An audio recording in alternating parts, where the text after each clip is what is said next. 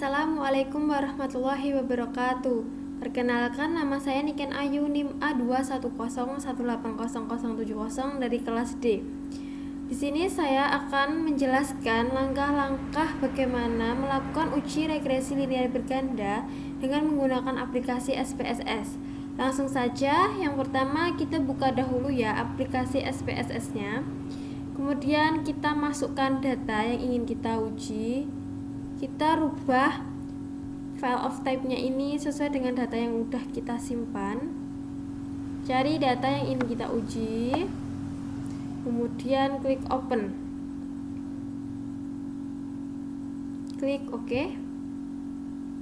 Nah, jika sudah keluar, kita klik analyze, kita pilih yang regression dan yang linear. Harga sahamnya kita masukkan ke dependennya yaitu Y, dan per dan ROI-nya ini kita masukkan ke independen atau X-nya. Kita klik OK.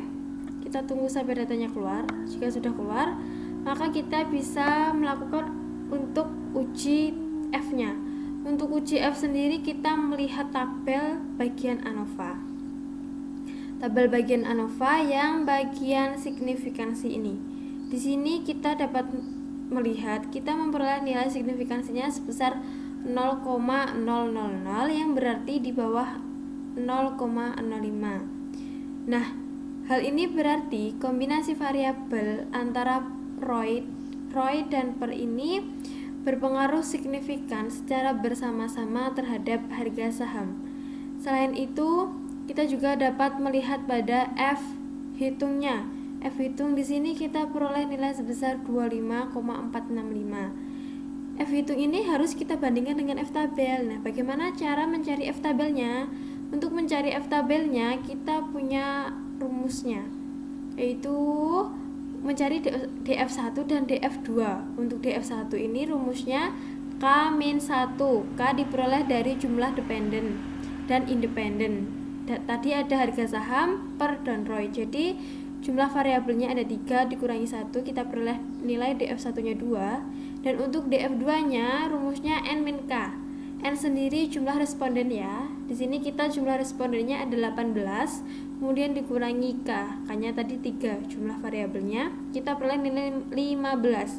Nah, ketika DF1 sudah diketahui 2 dan DF2 sudah diketahui 15, kita buka tabel F-nya. Ini ya tabel F.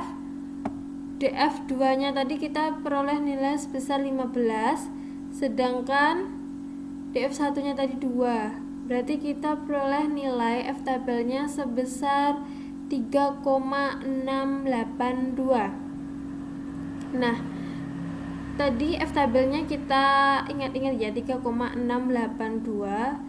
Sedangkan F hitungnya 25,465. Hal ini berarti bahwa karena nilai F hitung ini lebih besar daripada nilai F tabel, maka dapat dikatakan kombinasi kedua variabel per dan ROI ini berpengaruh signifikan terhadap harga saham. Kemudian ketika kita sudah melakukan uji F sendiri, kita bisa melakukan uji T. Pada uji T, kita lihat tabel koefisien. Pada tabel koefisien dan bagian signifikansi juga. Di sini bagian signifikansi untuk variabel per kita peroleh nilai sebesar 0,227, di mana nilai ini lebih besar daripada 0,05. Maka dapat kita simpulkan bahwa variabel per ini tidak berpengaruh signifikan terhadap harga saham. Selain dari nilai signifikansi ini, kita juga dapat melihat pada nilai T hitungnya. T hitung per ini kita peroleh nilai sebesar minus 1,259. Kemudian kita bandingkan dengan T tabelnya. Untuk T tabelnya kita juga ada rumusnya. Rumus untuk mencari T tabel itu sendiri yaitu DF sama dengan N-2. N ini jumlah responden ya 18, min 2 16.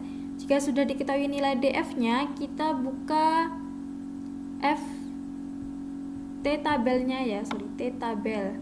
T tabel tadi kita peroleh DF-nya 16. Kemudian karena kita menggunakan taraf signifikansinya 5% atau didesimalkan sebesar 0,05, kita ini ya yang 0,05. Jadi 1,74588. Nah, kita peroleh nilai T tabelnya sebesar 1,74588. Sedangkan tadi untuk T hitungnya per ini kan minus 1,259. Hal ini berarti bahwa T hitung ini lebih kecil daripada nilai T tabelnya sendiri. Kemudian untuk yang variabel ROI kita lihat taraf signifikansinya. Di sini kita peroleh nilai sebesar 0,000 yang berarti di bawah 0,05. Hal ini dapat kita simpulkan bahwa nilai signifikansi ini lebih kecil dari 0,05, maka variabel ROI sendiri berpengaruh signifikan terhadap harga saham. Kemudian pada T hitungnya di sini kan kita peroleh nilai sebesar 5,964 T hitungnya.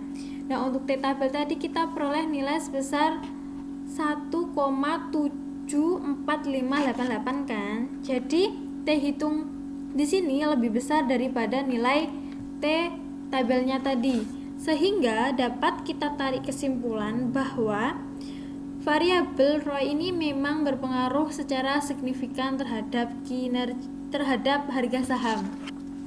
Nah, ketika sudah kita mengetahui uji F dan uji T-nya, maka kita buat persamaan regresinya ya. Untuk persamaan regresi sendiri itu rumusnya Y sama dengan A plus B kali X1 plus B kali X2. Kita perkecil dulu ini biar lebih jelas. Nah, ini ya. Nah, ini nilai A ini kita peroleh dari ini B yang bagian konstan sebesar 4662,491. Kita tulis di sini. Kemudian B-nya, B yang untuk X1-nya kita peroleh dari per, yaitu minus 74,482. Kemudian untuk B yang X2-nya kita peroleh nilai dari ROI-nya ini 692,107. Sehingga persamaan regresinya yaitu Y sama dengan 4662,491 minus 74,482 per, karena X1 ini merupakan per, kemudian plus 692,107 ROI. Nah, dari persamaan regresi ini dapat kita ambil kesimpulan bahwa konstanta sebesar 466 ini 4662,491 ini